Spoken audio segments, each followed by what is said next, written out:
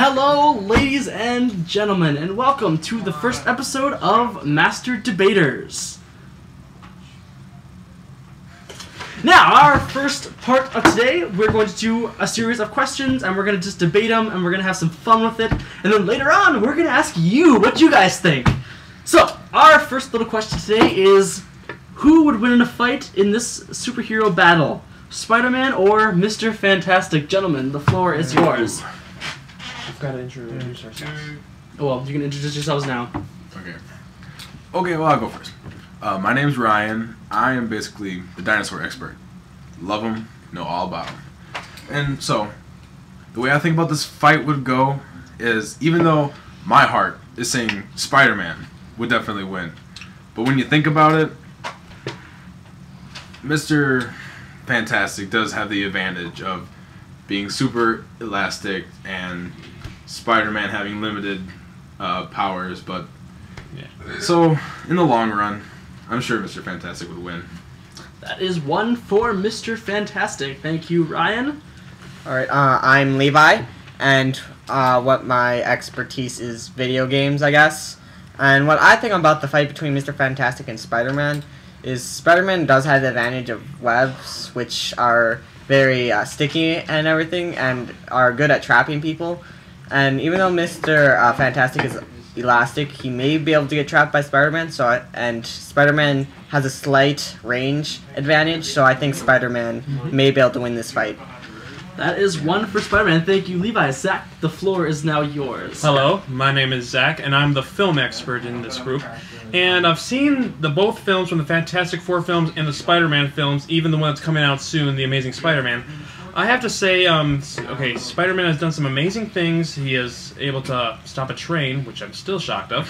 But Mr. Fantastic, his abilities to take punches and stuff like that and stretch, and I don't think Spider-Man's kicks, punches, or even his web abilities are going to be much against the Mr. Fantastic, and in my opinion, my vote has to go to Mr. Fantastic. That is 2 for Mr. Fantastic. Thank you, Zach.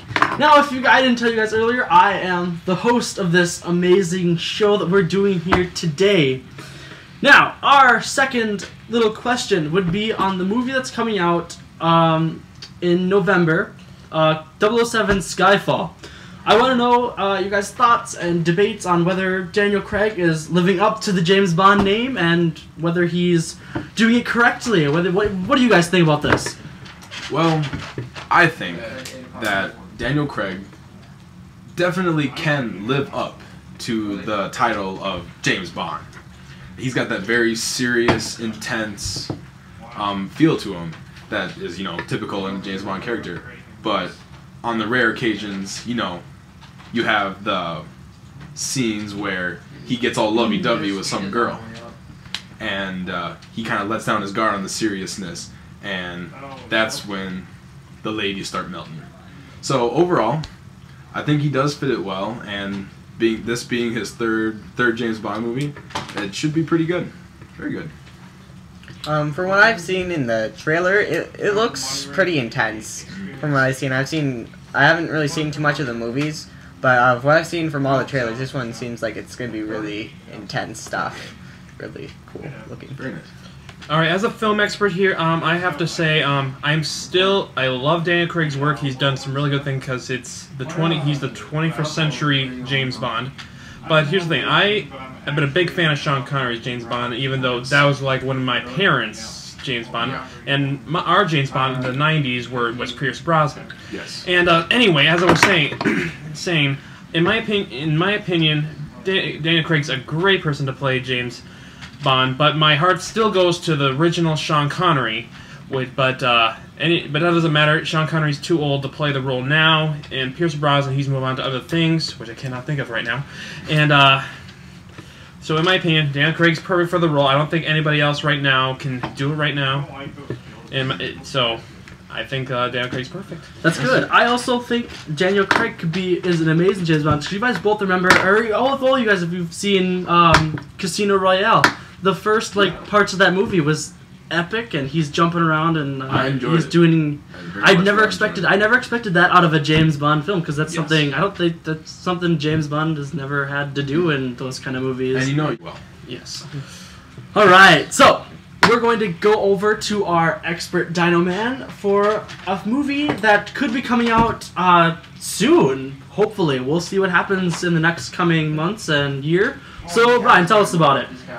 well, being a dinosaur expert, I enjoy Jurassic Park very much, and I'm always on the lookout for new information about the upcoming, if they're going to restart it, because it's been 11 years since they made Jurassic Park 3. And in my eyes, Joe Johnston directed it, who is also the director of Captain America. So he's a respectable director, but in my eyes, he did not go on par with Steven Spielberg, who did the first and second movie. The plot was just a random thing that really just came out of nowhere. But what I've heard on some fan web pages is that Joe Johnston wants to start up a new trilogy, which I would prefer not to have him do it. But last year's in Comic-Con, Steven Spielberg announced live that they have writers writing a story for Jurassic Park 4.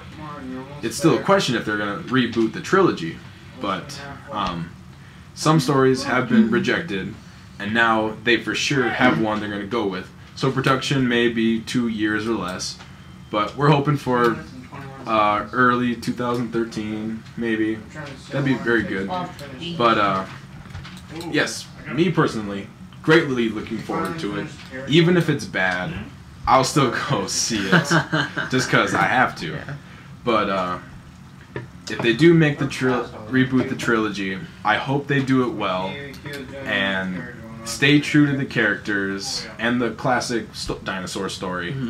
And speaking of which, they do want Sam Neill, Jeff Goldblum back, because nice. Yes, because you got Sam Neill's Dr. Alan Grant, very popular character, and if they bring him back, hopefully they do him well and stay true to everything in the past. All right, now we're going to go on to our TV part. The TV show we're going to talk about for the next minute is going to be Men at Work. I absolutely know nothing of this show. I assume our friend Zach here knows a little bit more about it, so can you please explain the show a little bit? Men at Work is about a bunch of 4 guys about in their 20s or 30s that are basically, the show's about their relationships. So, 3 of them have no girlfriends, and the other one does have a girlfriend, which is kind of, I don't know how that's gonna explain it, but here's the thing. I watched the first episode. I thought it was very funny, and the thing that got me into the show was Danny Masterson, who was in That 70s Show, a very successful TV show, and he was my very favorite character in that show. So that's what brought me into it, and I think that's what's bringing out a lot of their audience there, because the other 3 guys, I don't know them much about them, just that one guy. Yep. That one guy. And that's why I think that this show's going to last maybe 1, 2, possibly 3 seasons, and that's possibly it, because there's not much they can do about relationships the entire 3 for 3 seasons. So that's my opinion on the show, and I think it's going to be a successful, but not that long of a success. All right, sounds good. Well, we are going to move on to our video game. Welcome, ladies and gentlemen, to part 2 of our first episode of Master Debaters. We can't do our little head nod thing because you can't see us. What you guys are looking at right now is a gameplay trailer type thing from Halo 4, which was brought to you on E3, which ended not too long ago. I think it ended about yesterday. I think so. Possibly. Yeah. So welcome to Halo 4. This is a gameplay. Yes. Like I said, I've got Ryan and Zach and Levi here joining me on this commentary of gameplay stuff. Now, what do you guys think about this gameplay so far? And here's another special guest host, the enemy of Halo 4. Yes, this thing just looks just a giant orb. I mean, it doesn't look too terrifying, but what you see later of the enemies, these things look vicious. Exactly. I agree. And these cutscenes, they just look beautiful compared to what have been in other Halo games. It's really been a step up now that Bungie isn't doing anything, and it's 343 now, and Microsoft. So it is really amazing from what I've seen. And as you can see, the Covenant are back by the ships. Do we think they're going to be enemies though? Enemies of Master Chief? I think so, because these have these elites and these Covenant have nothing to do with the connection of what happened in the first 3 Halo games. So they're cut off, just like Master Chief is. So these guys don't know what's happened. So these guys are still enemies of Master Chief. Well, Ryan, what do you think we're going to see in this game? Now, what would surprise me if he just turned this corner, there was a pack of Velociraptors. Pack of Velociraptors. No, it's the Covenant. Oh, he's scouting them out. He's getting ready. And headshot. Another headshot and another one. That was more of a chest shot. Well, true. Now he's taking down this thing. The Brute's coming out and he's gone. Yeah, what just happened? He just got... That is just disappointing. That's a bummer. Well, his kill was in sight. His kill was in sight, and it was stolen. It was, it was stolen right in front of his face. It's like, this is it. I'm going to kill the Master Chief. And then... Buzzkill. Yeah, for both of them. Whoa, wait, guys! What in the heck is this thing? Is this the new enemy? This must be the new enemy.